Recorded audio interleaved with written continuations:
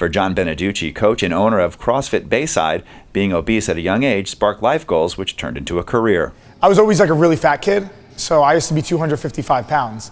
And I'm only 5'4", so 255 pounds on me is a lot. So I went to pick something up, and both my parents were close by, and they were looking at me. And they were like far enough away that they didn't think I heard them. And they made a joke about my belly hanging over my pants.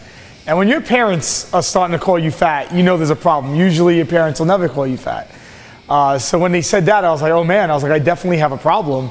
If my mom and dad are saying how my stomach's hanging over, I'm definitely got to do something about that. When it comes to transitioning to a healthier lifestyle, the thought of the added expenses in order to eat well and exercise can be a common burden. But when you break it down into long-term health issues, taking care of yourself today will pay you back immeasurably down the road. The question of value, right, comes in a lot for fitness. Oh, I don't know if I want to spend the money to eat healthy or to exercise or to train the right way.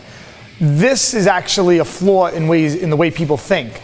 If you don't spend it up front, you spend it afterwards. So if you don't take a little time and a little money to focus on your diet and your health, you're gonna spend that same money or 10 times the amount when you get sick and can't work anymore. When I first started training, to pick up a little extra training, what I found myself, if I was watching TV, every commercial break, I'd hit push-ups for the 2 minutes, right? I have the time, you have the time.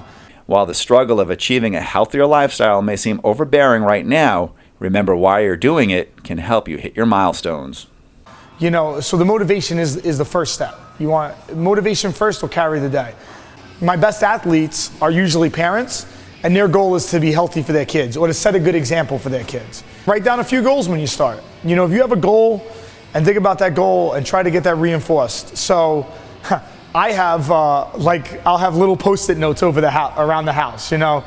For me, it's just about keeping focused. Whatever it is, write it down and put reminders up for you, you know, but you have to find that goal inside yourself. Once you have your goals in mind, reaching them is all up to you. Fitting exercise into your busy day might seem hard, but there's always a way to squeeze it in if you're dedicated. You may wake up, you may do 10 rounds, 10 push-ups, 10 sit-ups, 10 air squats, 10 rounds of that. That's a great workout, you know, and it doesn't take you any money to do.